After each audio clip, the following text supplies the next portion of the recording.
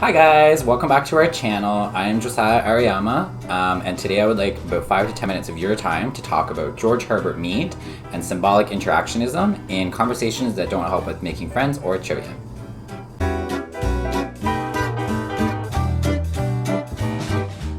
We like to try new things here at the A.M.F Institute of Awesomeness. We're trying to try out some green screen situations here, trying to have a lot of fun. We're new YouTubers, so enjoy the ride with us, okay?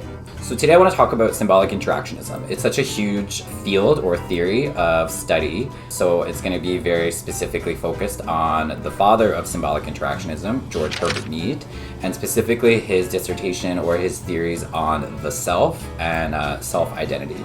George Herbert Mead was born in Massachusetts in 1863. P.S. I can't spell the word Massachusetts. It's such a hard word. But anyway, he was born in Massachusetts in 1863. His dad was a pastor from a non-denominational sort of church.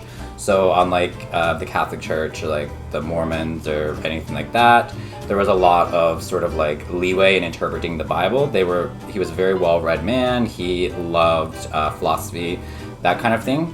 And then his mom, Mrs. Mead, she was a very well-educated woman for her time. So she had a degree and she was a school teacher. The 1800s, like the 1850s, 1860s, was a big moment for a lot of women in America or around the world because women's colleges were really kind of like blowing up, and there was a lot of really smart women who were making great improvements to humanity. Yeah, like Marie Curie. It was all around that time. So Mrs. Mead was right up in there. And Mrs. Mead and Mr. Mead, they had two kids. They had little Georgie and they had Alice. And they provided a sort of situation to raise their kids in that made them extremely literate people, very critical thinkers.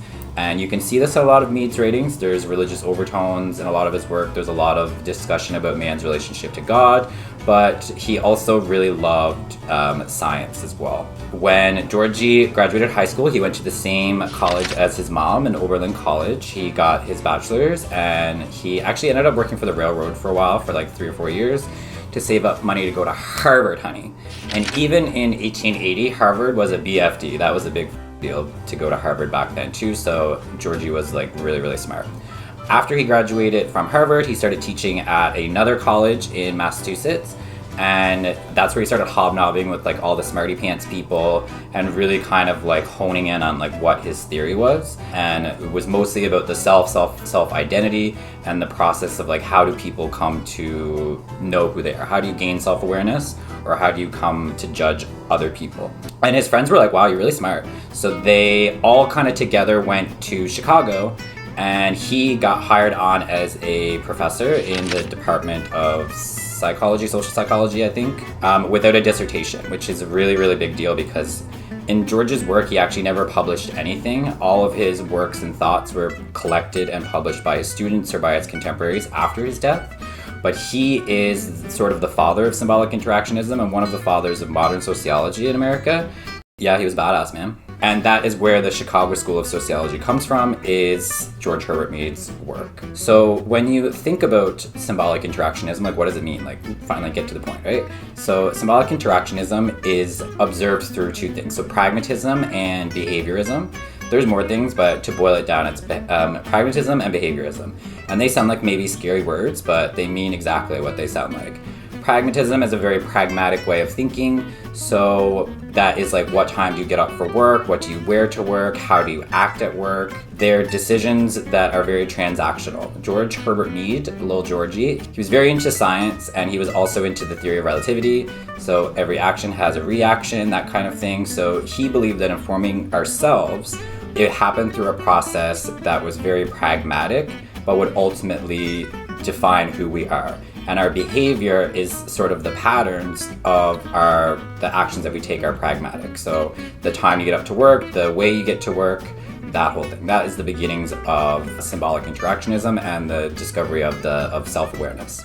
And like I said, Mead was also really into science. So he was one of the first people, like ever, to suggest that people may have had unfortunate lives or circumstances or found themselves in very bad situations because of things that were outside of their control. Up until Mead, everyone sort of, and people still believe this, unfortunately, but there was this idea of poverty of the soul, which basically said that if you had a awful life, that it was because either like you didn't believe in God, or like you were being punished, or you were just not a very good person, like a good person, which would explain why you were poor, or you had disease, or like people around you were dying. And then Mead was like, well, scientifically speaking, that's not true. We can measure that, you know, things have correlations. So he was a pretty cool dude in that regard. So now, okay, so in terms of thinking about behaviorism and pragmatism, just to use an example. So let's have Miss Cecile. So Miss Cecile is at home, she's got no bra on, she's smoking a blunt, she's cooking a stew, screaming at the TV. But then, conversely, Cecile is also a first grade teacher. She wears cute little pantsuits from Liz Claiborne. She never uses four-letter words. She's always smiling. She's always polite with her kids. So which Cecile is the right Cecile? Is she being fake when she's in the classroom? Is she being real when she's at home? Well, none of these things are really true. Miss Cecile is Miss Cecile across the board. She is just navigating what's known as a subjective reality. So there's really we're getting deep, honey. There's two realities. There's objective reality, and then there's subjective reality. Objectively, I'm 166 centimeters tall. I'm not going to tell you my weight. I was born in 1989. I live in Canada. These things are not open to interpretation. Like, if you want it to be really annoying and you want it to be one of those people, you can be like, blah, blah, blah. But honestly speaking, that's objective reality. That's not changing. Subjective reality changes depending on every interaction you have with everybody every single time. It's who you are, who you construct who you are to navigate through objective reality. You create subjective realities as you go. So Miss Cecile, when she's in her classroom, knows you can't swear at kids, you can't take your top off, you can't smoke a blunt, you can't do those sorts of things. However, Miss Cecile has created her persona for navigating that subjective reality. And every single interaction you have with anybody is a subjective reality every single time. Your identity will emerge based on the choices that you make in every subjective reality and the pattern that emerges. So when you navigate subjective reality and you come to have a sense of who you are as a person, you do this through a process of identifying the generalized other. So the generalized other, very simply, is whatever you are not. So you can't even know if you're a nice person unless you've met people who aren't nice. You don't know if you're tall unless you meet other tall people or you meet short people. And then these generalized others then become what are known as ideal types.